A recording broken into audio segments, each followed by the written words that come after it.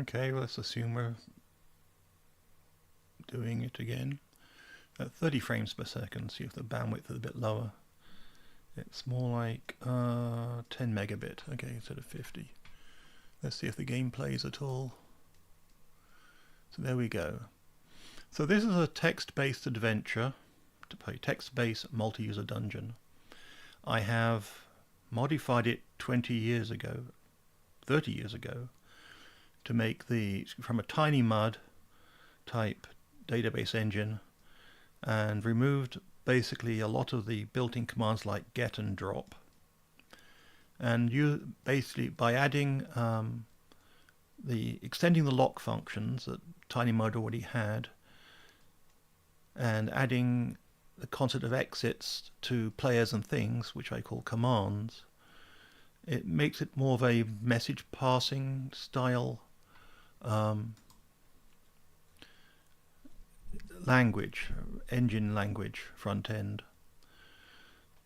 So this is a web socket front end, which basically eventually gets down to talk to the game engine, which is writing a simple telnet session basically.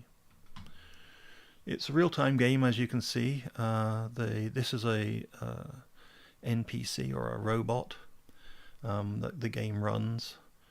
Basically a robot is just a player object, except that what it does every 2 seconds or so, the game engine gets a list of every command the robot could run at that moment, and then basically randomly picks one.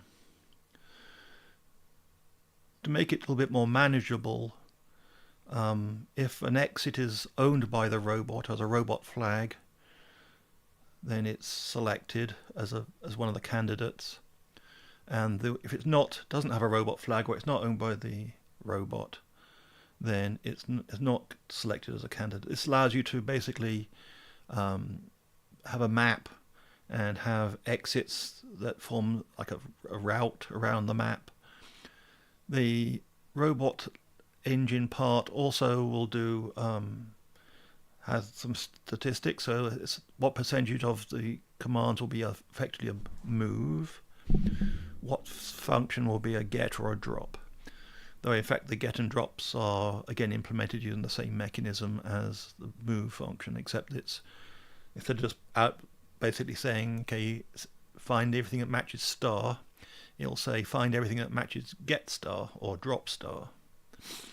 And that's how getting and dropping work for a robot. So here in this world, what we can do is we can just do a quick look. Because of the way the game engine works, it has some limitations about how many commands you can queue up.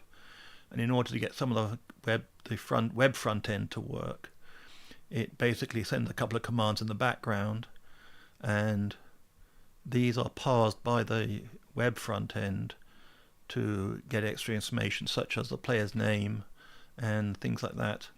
And this allows us to have things like your player's name and the part of the database we're currently in. So these only change when you send the type of score command is, it turns out. That's just the way the database engine, one of the commands that has the player's name in it, is the score command, which is a built-in. So again, it's pretty noisy here. So what we'll do is we'll just we'll see if we can get the food if it gets dropped. Nope, he left before we picked it up. So let's have a quick look again.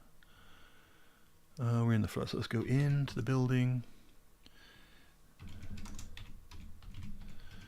Trog is basically sort of pseudo-programmed to be annoying, in the sense that the statistics mean it picks up and drops things all the time and moves relatively often, but not all the time.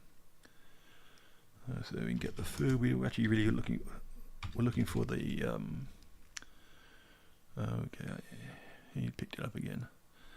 See, that's what it's a dynamic system, so this will be explained later. So what we're actually looking for are the keys.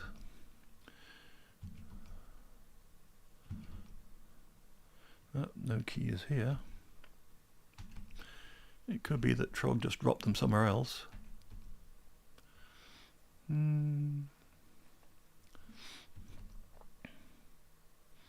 Oh, so this is another robot to make life more interesting in the adventure game. And basically the dwarf has an axe, and one of its primary things it does, it will send an attack star command to the room. So the game uses message passing. So basically when you type something, it is sent to the room as a message, and that message is then passed to either accepted by the room has the message.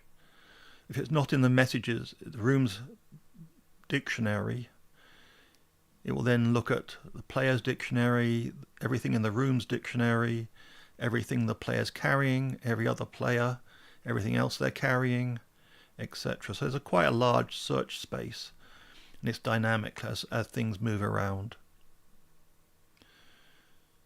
So one of the things this engine implements is also has a concept of inheritance, which means that things have classes. So the room has a class, and that could have its own class, etc. Given there are 3 types of object, basically players, rooms, and things, there are 3 default class defined, which have a wide range of common things across rooms, players, and things.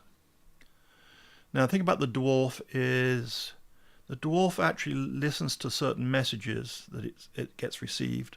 Being a player, it gets the same messages that you get, and it can pattern match those as if it heard them. And one of them, it listens for people leaving, and if it hears you leave the room, there's some chance that it will then move to the same room that you just moved to. So basically it looks like it's following you around. So if I leave now, say I go south from here, the dwarf will follow me. So again, this is implemented using the message passing. It's not pre-programmed into the engine. This is actually just database objects handling all of this. Hey, we get the lamp. Okay, so we have the lamp. We just still need the key. We can't do much without the key.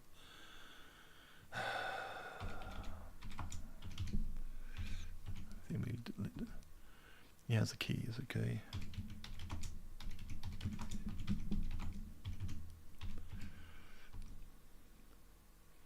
Okay, you can't do that.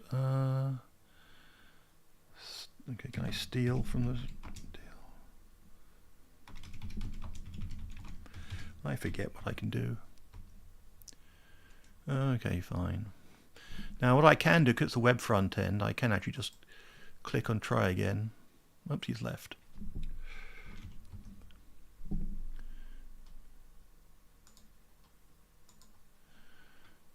Okay. So the web front end has some capability because of this web front end. I've died. Okay, thank you.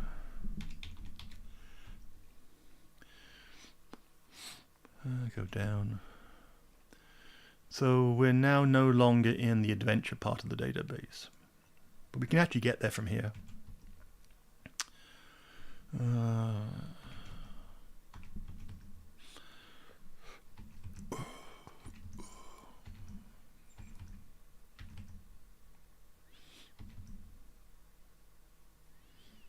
I think it's west from here.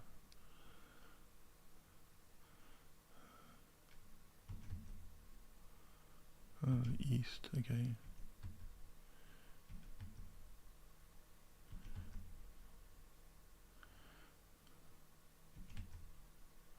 And we're back in adventure.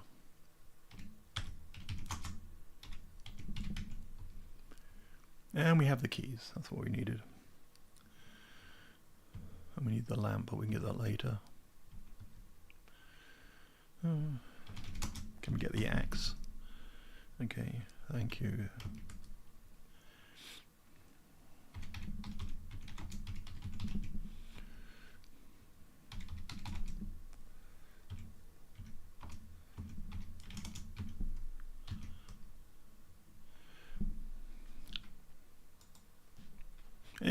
got the dwarf.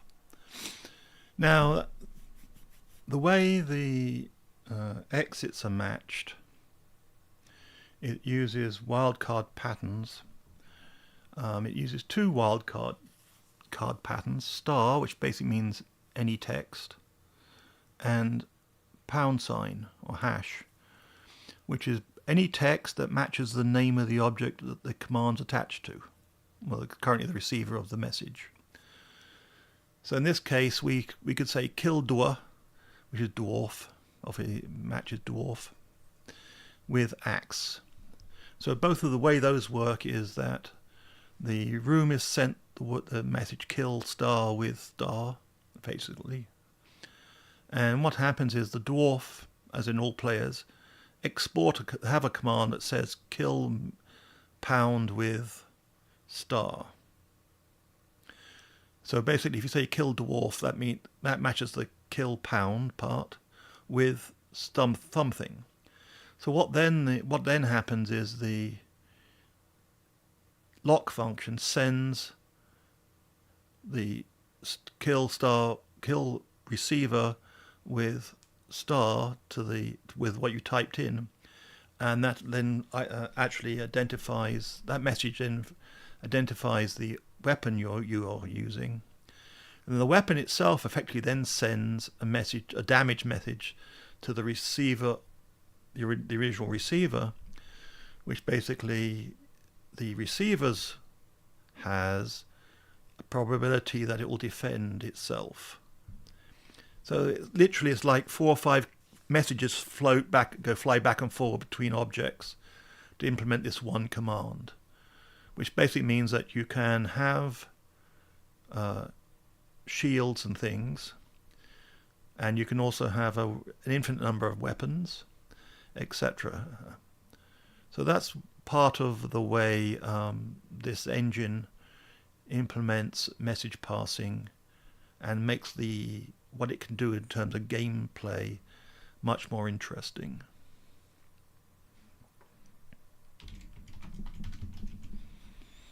So what we need now is a light.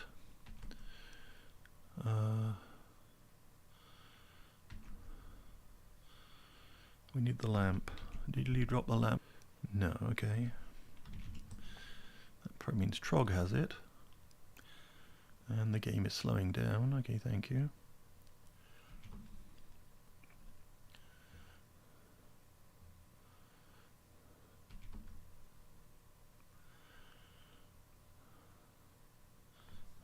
Get lamp.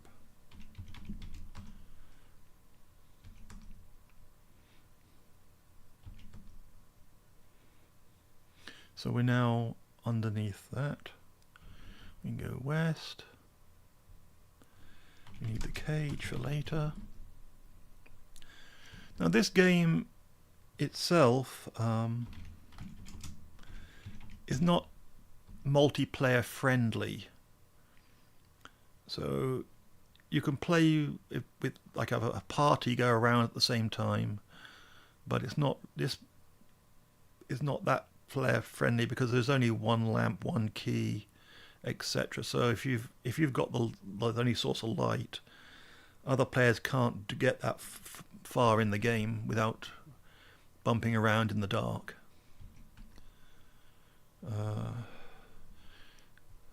Where was the rod? I didn't look at that rod. Okay. Let's go back and get the rod. We'll need that again. See, when I turned the light, I turned the light on this room, but forgot to look. The gong striking is basically like in this version of the database. There is a clock robot, and once an hour, an exit becomes available, which sends a reset command to every object in the game, a reset message to every, and so basically objects can be put back into their starting places. So it lets the game to reset itself every hour, and the gong message is part of that sequence that gives you some warning. So we won't have that much time to keep playing, but anyway, we'll just play enough just to give you some idea of what can happen. Yeah, there's no message saying that the bird had a fight with a snake, but we could add that later. Dwarf's still following us around.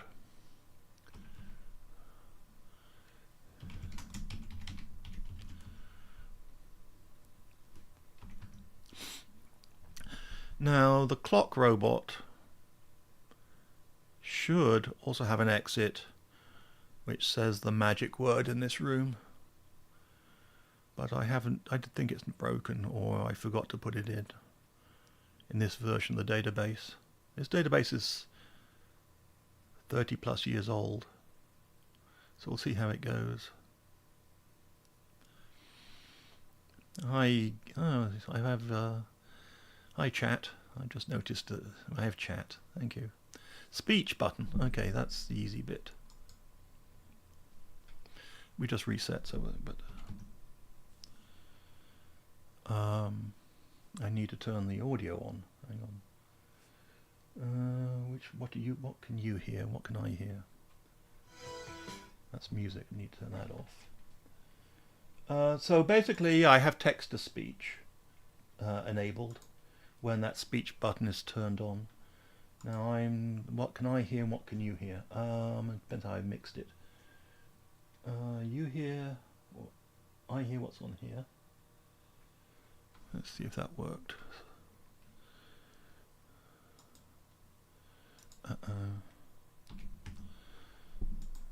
Oh, wrong window. OBS doesn't respond the same way. You are standing in the hallway of a small house. The front door is to the west and other doors lead south and east. A flight of stairs leads up. Well, we can start. If you've been watching for a few minutes, yes. Why is it attacking? Yes, okay. We can switch to... yeah, it does make everything better. It's also very annoying in certain places, but I'll show you that in a moment. So what we can do is we can switch from my regular... It's a guest account. I can switch over to my wizard account, which allows me to look at everything. So in the wizard account, I own everything, or wizards own everything that's in the database, even if it's not actually theirs. And so I know I can get the object number, the type, this is an exit, etc. So I do things like I can find the dwarf. Okay, so we want none of those. Okay, so we have the dwarf robot is 3451. So I can say tell me equals pound 3451. I need to add some extra stuff in.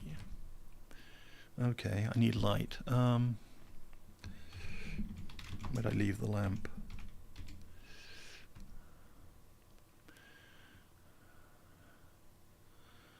It's probably out that side. Where are we? Which room are we in? Okay, we're in the dwarf's home. Okay, that's fine.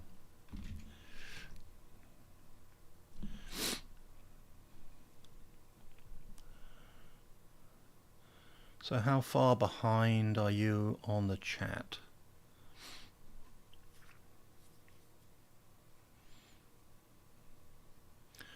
If you want to, you can even come into the game and play directly. We can chat in the game instead.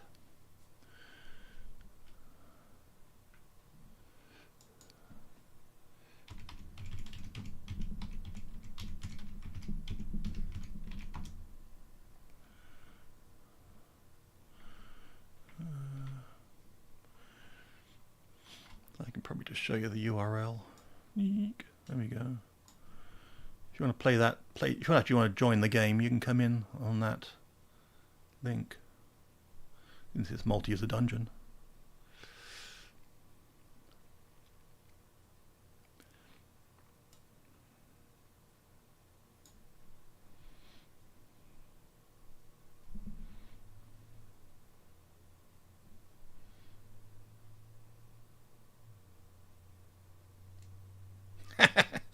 Yeah, that happens. So let's just show you some of the things. I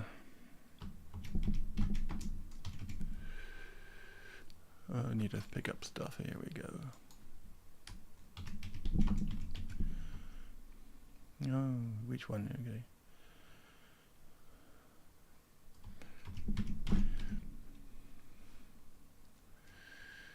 Okay. Find something that's interesting here. Okay, 3451.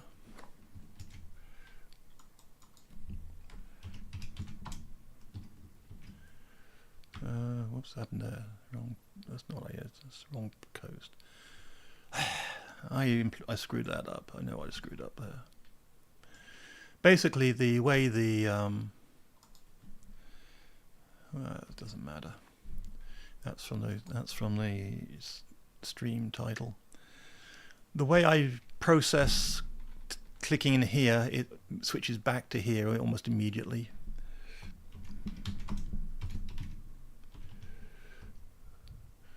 So this is a robot.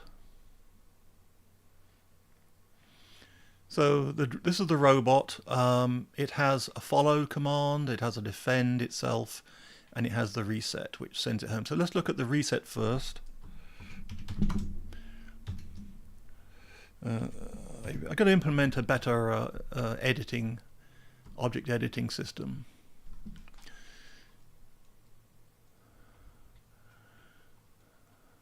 So basically, this is basically what it's doing. It's send as message sending.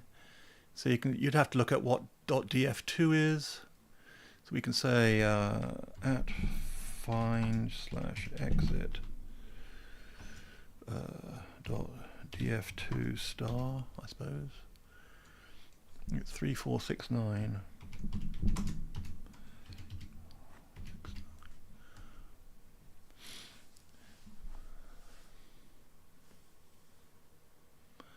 Everything moves in real time, not just when you move. You just sit here, game keeps playing. This game has been playing itself on and off for 30 years. Literally every robot, if someone's logged in, every robot moves every 2 seconds. If no one's logged in, the robots move once every minute, just to keep the game moving.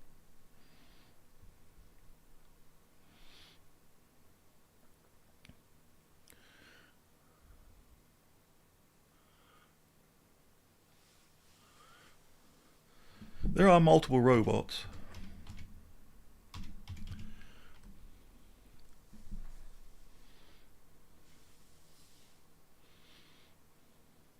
So I recently added an AI robot, or tried to. The idea basically, it will run commands to talk to ChatGPT when you talk to it. So the idea is you get ChatGPT. Well, probably not ChatGPT. I've got my own copy of Olama running, so it'll probably talk to whatever the Olama model I have running. The idea is that it will have some knowledge, and what will happen is that the AI output from the model, from the LLM, will be converted into commands to build objects and rooms, so that the game effectively inherits the chat and memorizes the chat, is one of the idea. Yeah, it was actually. Back in the 80s is when I first started playing MUDs.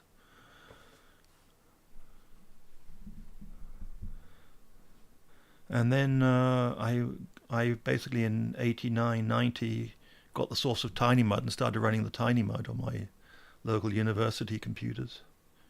Helps because I was a member of staff, so I could do that.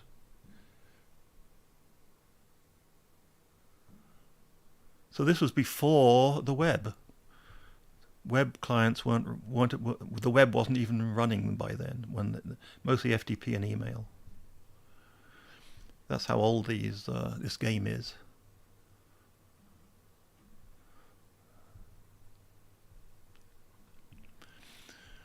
So if depending on how long you want to hang around, we can go a bit more into what's going on in the game, or not. It doesn't really make any difference. This room's got too many things in it. Okay. So these are the default rooms, default classes.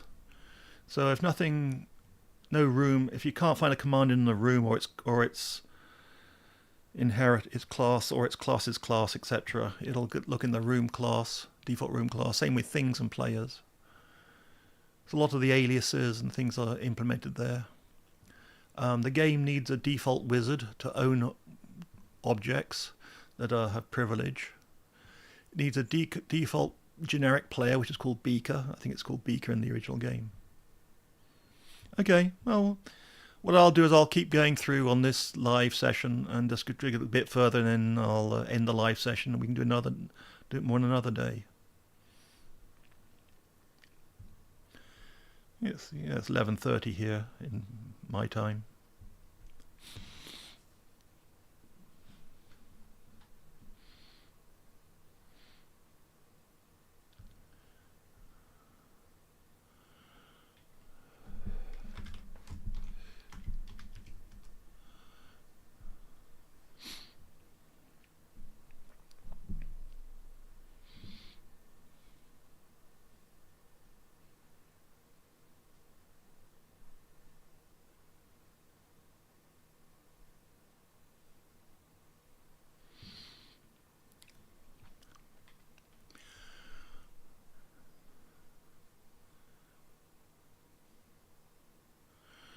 So what we can do is switch back to the game's play, and we'll just refresh this page and come into a different game.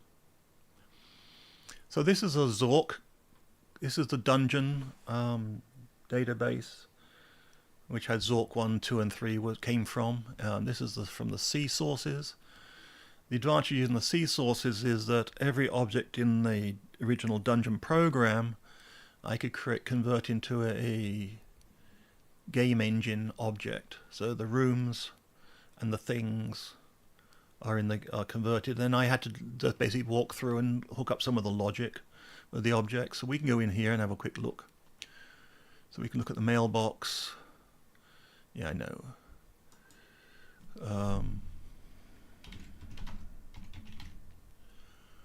Open the mailbox. We can look at the leaflet.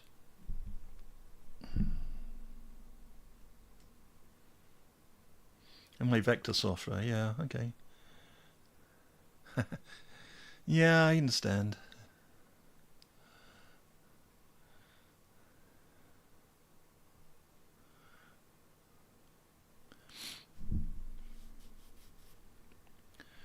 I'm on Pacific time. Anyway, you can come back. If I continue on, you can come back and then jump back into the middle of this. You won't probably miss much. So the main thing is I'm trying to do here is show how message passing is a very powerful technique, and that it's basically dictionary lookup, which is a very simple technique to program. Something as simple as the fourth programming language is a simple dictionary lookup. That rooms here provide state machine. So you link rooms together with exits, which generates a state machine, and state machines are very powerful, simple tools to program. And all of this has been available since the early 90s. And the web really started taking off in the late 90s. So back then, the game like this was used a lot to just provide a chat environment. So actually in this database, which is a lot of it is user generated back from the early 90s, I had 3 or 4 wizards who had their own sort of management part. They all learned how to program basically the logic of this game. So there's a lot of different flags that this can be used. So every object basically is, say, one of 4 types. Room, player, thing, and an exit. And then there are some extra flags I've added to make it more functional. I've tried to minimize how many flags I've been added and how many lock functions I've been added. But in the end, things are added where necessary, if there's no real other way of doing stuff. So, for instance, there is a dark flag, and by default, exits are not visible. They're not listed. But if you set the D flag on an exit, it then becomes an obvious exit, and it's listed as part of the room description. Some flags, like the temple flag, are depreciated. Same as sticky. Oh, sorry. The F flag on a player, it makes it marks as being female, so it uses the female lists of levels, and you can obviously test any flag can be tested as part of a logic expression. On an exit, the F flag means fast match. So normally when it's scanning all the exits in the environment of a room or a player or a thing, it will do everything at the current level. It will do the classes of every object, the class of the class, etc. Now there are times when you don't want, say, the default to match, but you do want a specific pattern to match early on. And so what the fast flag does on an exit, when it matches, it stops the search criteria. So you can have a fast flag which basically stops the search early. This has a lot of functionality uses. So inherit is obviously fairly simple. Is a room that has I can be marked, is treated as a class object, classroom. For things and exits, it means it's you can either inherit the commands attached to it, and for exits it means it's an internal command, which basically means it has special internal matching rules, which basically a player can't match by default.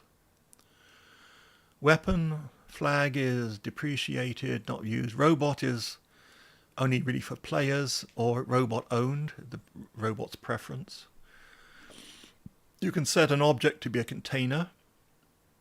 By default, things can't contain other things, but with the container flag, it allows containers you can create containers so they can carry other objects. There used to be a multi-database portal system I'd added at one point, and the container flag on an exit said this was a portal object, so basically another database could be attached there. And then there's pseudo flags to see if the objects are logged in. So if you test flag 16, see if that player is logged in or not.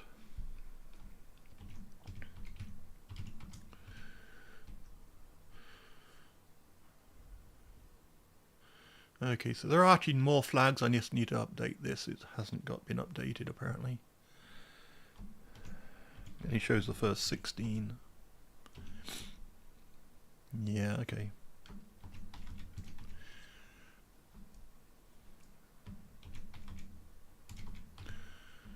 Oh yeah, what I call it? @func.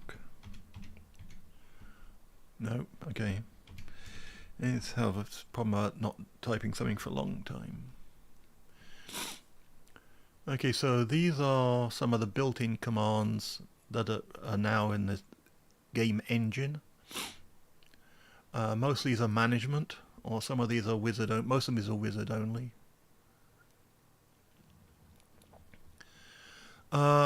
Talking to team players, you got basically broadcasting. So there's a broadcast to everybody in the game.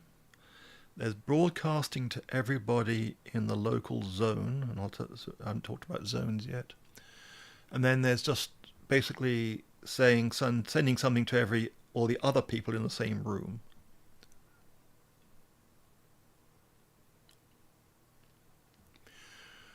So anyway, these are not in. Where's the? Okay, there's dig is missing in this list, or it's later on. Open for open exits, yeah, locking, linking, okay, that's the dynamics. Inventory, that's, yeah, I know, I'm a regular player. I can just use the, I'm not carrying anything.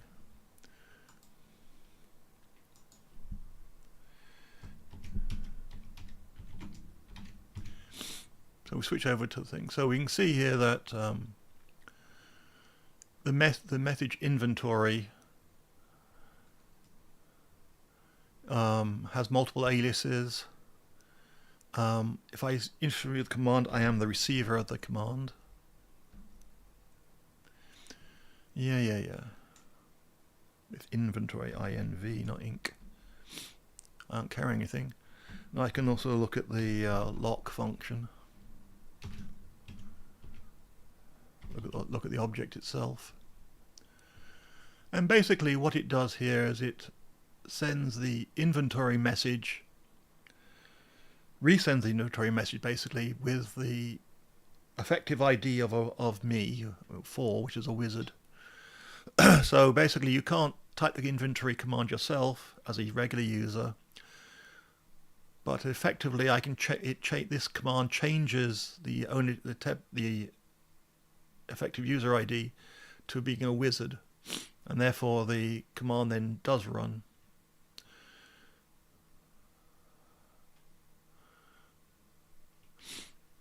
So I said that we could have class hierarchy using special rooms flagged with the inherit flag. We also have a special flag for rooms only, which is the zone. So you can put several rooms in the same zone, and then the local broadcast command will send the message to every user in the same zone. Zones themselves can have commands, so you can have command that's in one zone but not in another, even though the room has the same class, etc. So it's just a flexible way of having multiple inheritance at one way of looking at it. So you can have a class of dark rooms. That means the look command will send a message saying, is there anything providing light? And if there isn't enough, you can't see, and that sort of thing.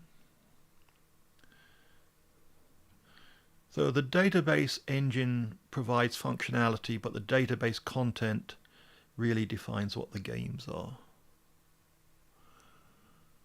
My throat's tickling, so I think I'll just end the stream here, and we can pick it up another day.